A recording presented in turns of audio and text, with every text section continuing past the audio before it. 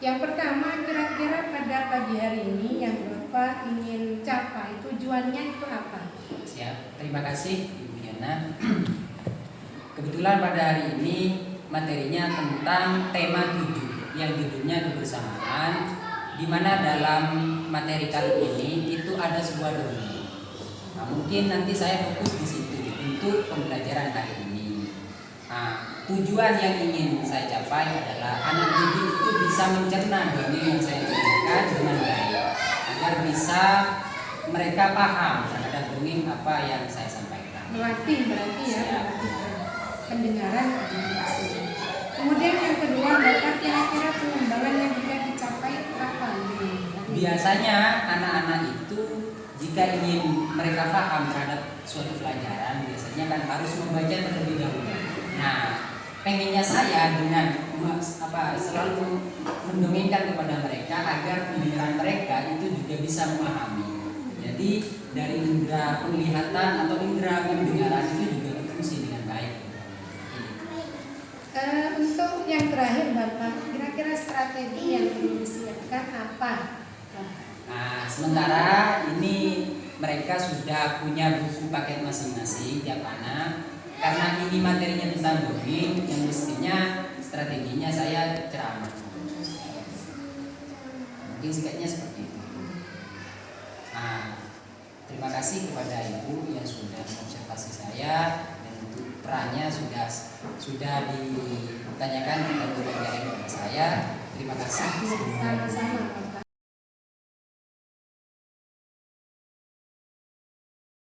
Pada kali ini Bapak ingin menjelaskan tentang tema 7 subtema 1 yang berjudul kebersamaan di rumah. Kebersamaan di rumah. Cak Reng Madura bersama ini kenapa? Along polong ejom po. Coba kalian kalau hari Minggu kan waktunya libur sekolah ya. Bapak tanya, ngapain di rumah? Uus, ngapain di rumah? Iya, ngapain? Tidur-tiduran. Berarti malas-malasan ya, nggak belajar. Terus ini, ngapain di rumah? Belajar, beneran. Sama siapa? Sama adiknya. Terus Aknor, ngapain di rumah kalau hari Minggu? Main. Kok kamu yang jawab? Seharusnya kalau di rumah itu digunakan dengan kegiatan-kegiatan positif, dengan kegiatan-kegiatan yang baik. Misalnya seperti apa? Coba kalian perhatikan di gambar itu. Nah, siapa namanya yang kecil itu? Yang cowok kecil? Ali. Yang kecil cewek siapa? Siti. Kemudian itu yang pakai baju hijau, laki-laki. Dewasa itu siapa? Ayahnya Ali dan Siti. Yang nyapu itu siapa? Dari gambar itu kalian bisa memahami bahwa kegiatan di sana ngapain? Di situ ngapain? Kerja bakti.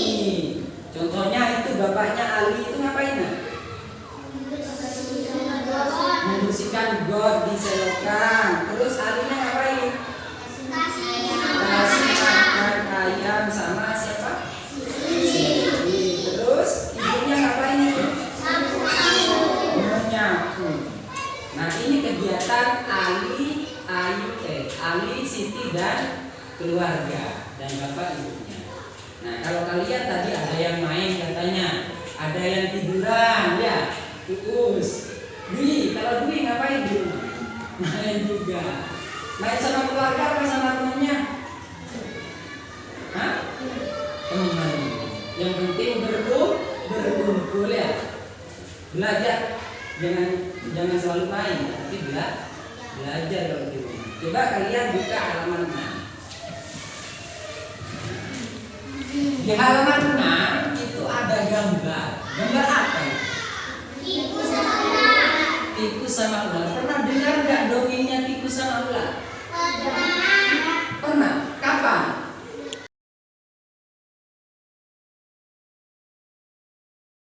Tikus yang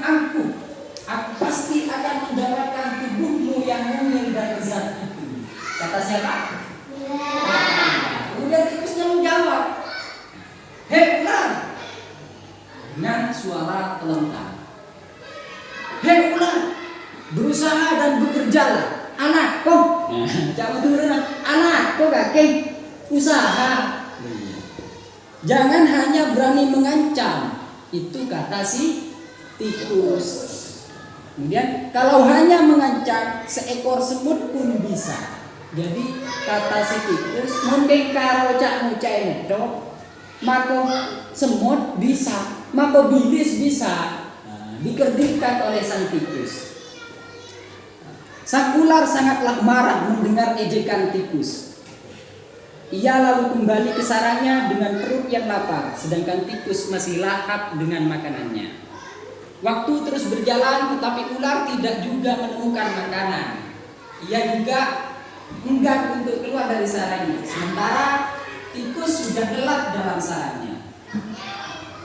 Ular yang masih dalam sarangnya dalam keadaan lapar segera mengendap-endap mendekati sang tikus, meski itu masih sangat kesal terhadap tikus.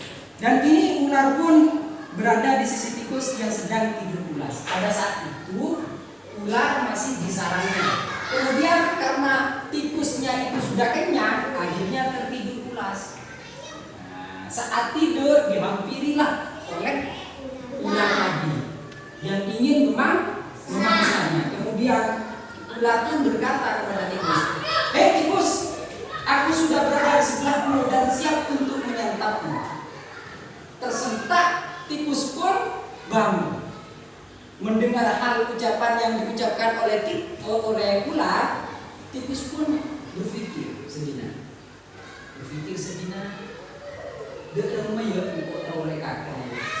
Akhirnya si tikus punya akal.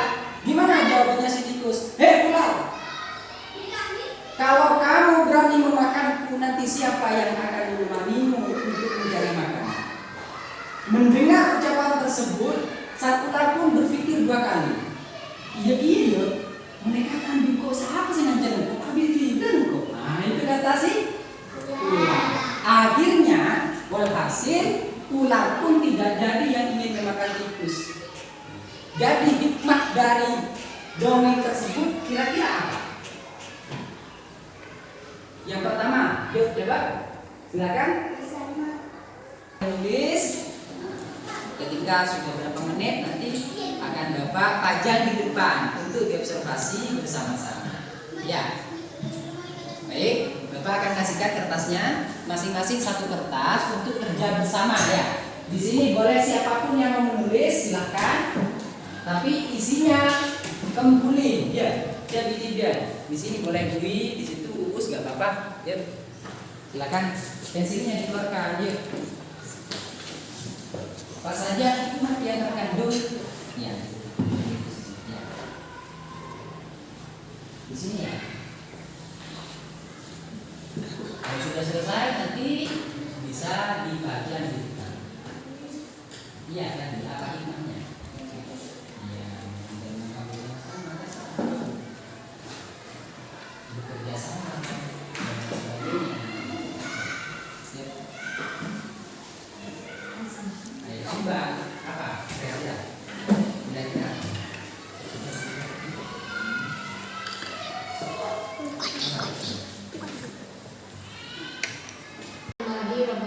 Waalaikumsalam warahmatullahi wabarakatuh. Alhamdulillah, setelah saya melihat apa yang cara Bapak mengajar pada pagi hari ini sebenarnya cukup baik sekali, sangat berpotensi Bapak sebenarnya di artinya bisa membuat anak lebih menarik. Kalau saya lihat itu memang ketertarikan anak itu sebenarnya Pak Samsul ini sangat bakat dan berpotensi begitu. Artinya dalam pembelajaran itu yang diperlukan satu memang menguasai kelas begitu. Bagaimana seorang guru bisa menguasai kelas sehingga anak lebih fokus kepada guru, sehingga guru memberikan ke siswa bagaimana kita mengajarnya itu berpusat kepada murid dan sebagainya sesuai dengan bagaimana di kurikulum merdeka ini kan anak merdeka tidak ada paksaan belajar, sehingga sebenarnya di depan itu sudah ada suatu penekanan Bapak sebenarnya kayak gitu. Dengan pasti karena guru kelas setiap hari sudah dari kelas, tentunya sudah paham betul bahwa ini kemampuannya sangat tinggi, ini sedang, ini rendah seperti itu. Kemudian catatan saya untuk Pak Samsul sebenarnya tidak banyak Bapak. Cuma begini,